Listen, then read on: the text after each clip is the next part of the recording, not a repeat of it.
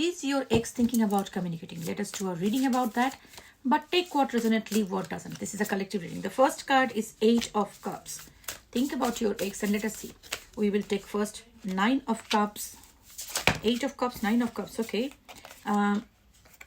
This is the Hierophant. And here comes the Strength, 7 of Swords, and Page of Pentacles with the 7 of Cups in the bottom of the deck. As you know, I do not sugarcoat readings. I will present it the way it is. Right now, your ex is really going through some kind of energy where they're just shaking off the old thoughts. It's like they're now understanding what is no longer serving them. They need to leave it behind and move to something that is their wish fulfillment.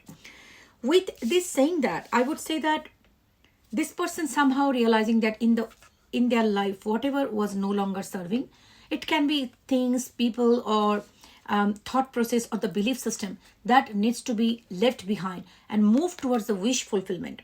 Now, the wish fulfillment here, I would say, like, I need to do a little bit of, because the 7 of Cups coming up, the Dreamer, okay, the Fool coming up. So that makes sense. Underneath is coming up is like a 5 of Wand and 5 of Cup also. Okay, so, and Justice. What I see here, because I was not very sure with this one, because I was channeling something and I don't want to be over optimistic with cards. So I just needed a little bit of more clarification. So what I see here, this person is realizing whatever they are thinking and processing and the staying there with the thought process, it's not going to give them any benefit of the situation. So they need to leave this behind and move forward. This 9 of Cup energy is towards you. The 9 of Cups is their wish fulfillment, because when I asked the question about specifically towards you, but still with the other cards, I'm a bit confused. That's why I just get this clarification done. So what it now gets to this point, what I'm channeling here, 7 of Cups and 7 of Swords coming up. So this person is confused about their true intentions and feelings towards you. This is also a very important factor here, because this is somebody who trying to be extra strong in their life. I would say extra strong to resist the urge of communicating you, because the Page of Pentacle coming up here. Also later on it comes the Dreamer, which is the Fool, as well as where is the other card, Ace of Pentacle here.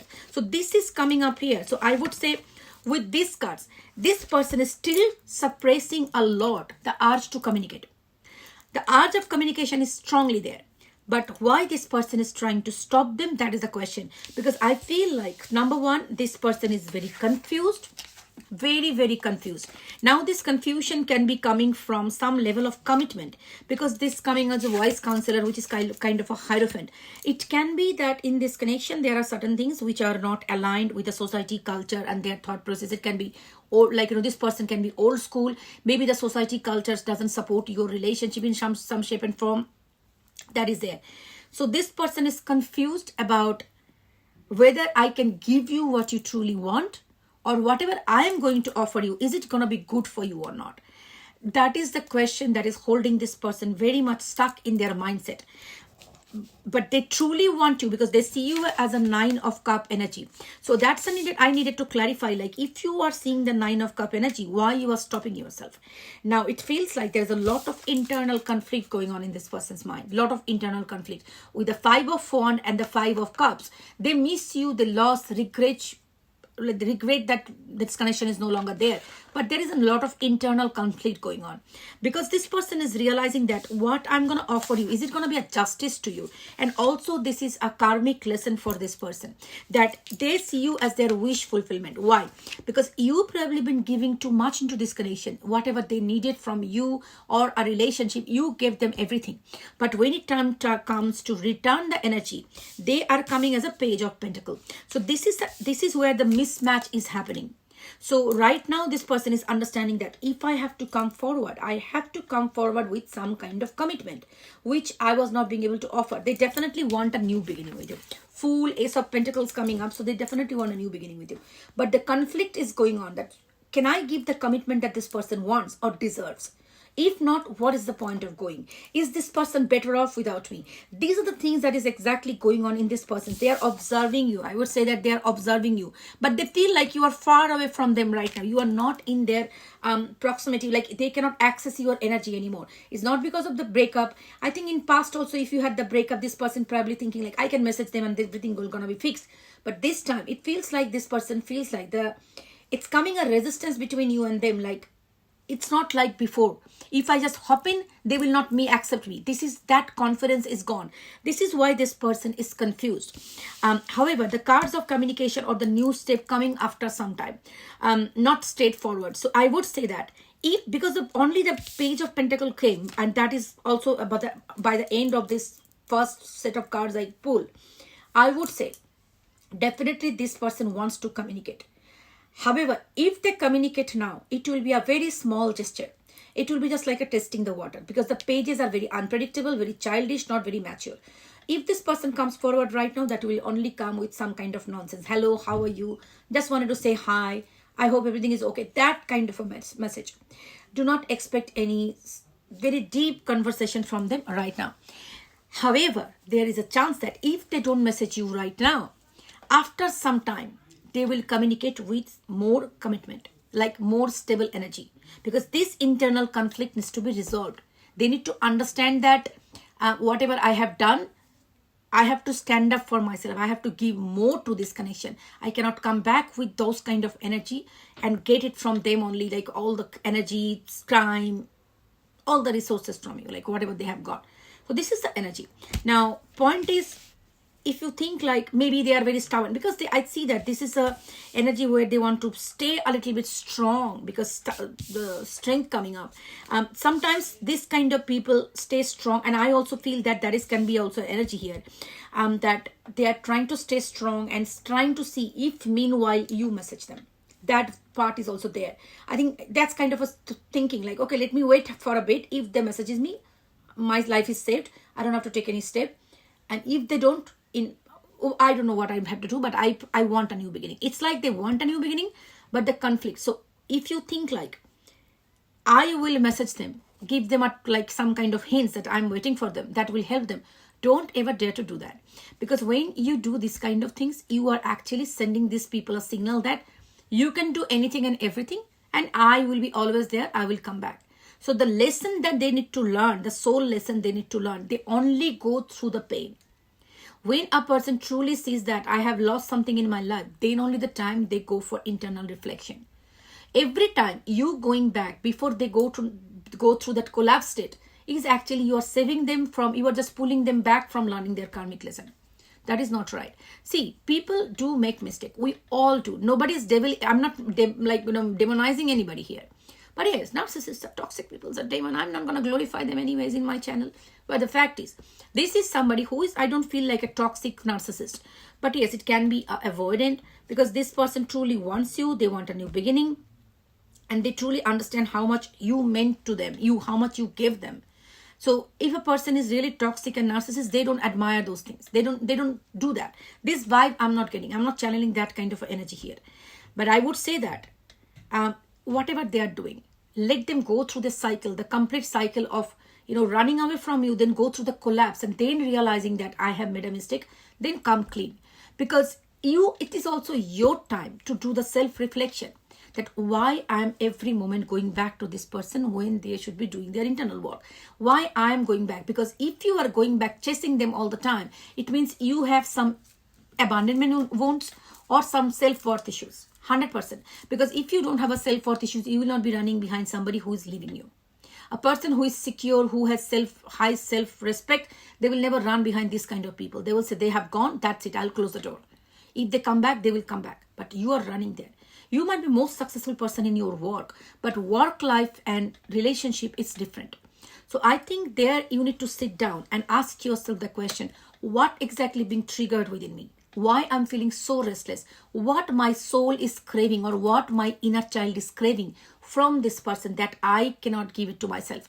Am I seeking the validation? Is this person messaging me proves that I am worthy of love, or proves that I am a good human being, or proves that I really deserve something in my life? No. You need to give that love to yourself, that validation to yourself. And you need to learn to live with your, loving yourself in your own life.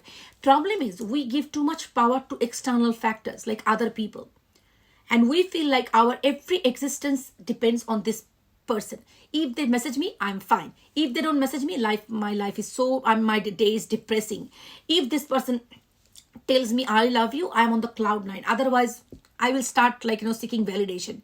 So this is what exactly happening. You are giving the power to somebody else to control your life.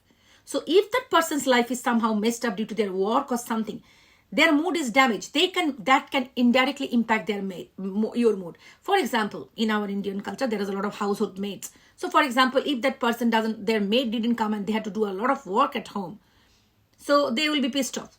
My mom always gets pissed off if our household helper doesn't come.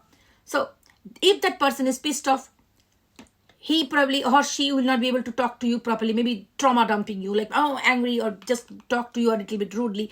Or if their office is going on under stress and they are not being able to talk to you the way normally do, what you will start doing, rather than thinking that this is something going on in their life, you will start personalizing it. Oh my gosh, they don't love me anymore. Did they find anybody else? Did I do anything wrong? So you start personalizing this. So when you know that, you need to separate this part.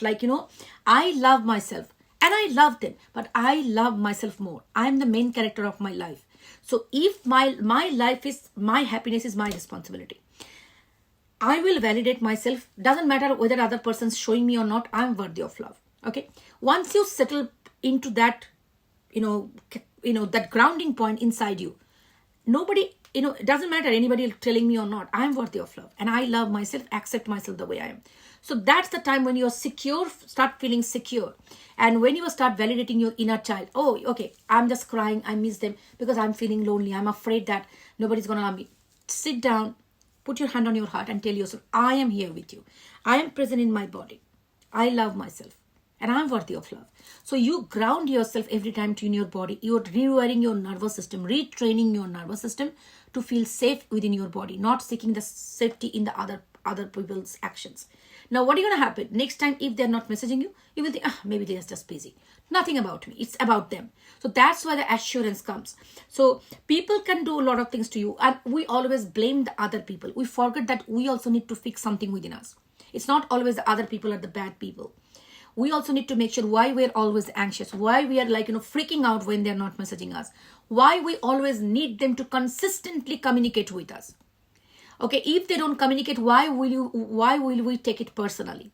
Listen, I have been in all those shit situation in my life. So I'm saying it from my experience. The moment you flip the switch that they are important, they can make me happy or sad, to I am responsible for my own happiness, the life changes. You gain your power back. And that's the only way to gain the power back. And when other people say that you don't care two flying fucks about their actions, then they do the right actions. Otherwise, if people say that your happiness depends on that, they take advantage of you, no matter whoever they are. So take back your power. If this person is to come back, they will come back. But your life is not dependent on them. You need to focus on your growth, your career, your building your nervous system's safety within your body. Okay, finding things that makes you feel safe, being involved into activities that makes you feel safe. Create your own world, create your own safety network. Talk to multiple friends, make a supportive network of friends where you can talk, but not emotionally dependent. Even friends, if you're too much dependent on that, that's also a shit show. I face that too. So you are sitting in front of a pro. So I have done all those shit in my life. So I'm saying that everybody is a part cherry on the top, but you are the full bloody cake. Remember that. Okay. Anyways, this reading ends here, 111 on the counter. And if you want to book a paid private reading, 3 important factors you need to remember. Number 1, only way you book a reading with me, email me at Divine Mothers Guidance, mothers with an S, @gmail.com. If you misspell, don't put S or anything, straight goes to the scammer auntie. So go to my YouTube channel, should be written here if you're watching me on TikTok. Let's Ask Tarot. From the description box, you get the email address. If you mistype, scammer. Copy, paste, keep an eye on the junk mail folder. Secondly, under any circumstances, I will never give you WhatsApp number. Australian, Indian, nowhere. With my photo, no. Scammer. Number 3, I do not do any personal spell work. Anybody is offering you a personal spell work, ritual, personally for you, asking you money, that's not me. Scammer auntie. So always send to the right email address and I take money for consultation. And if you need to do some ritual, I will guide you through during my consultation without any additional charges. Okay? That's how it works. So take care of yourself. Love and light. Bye.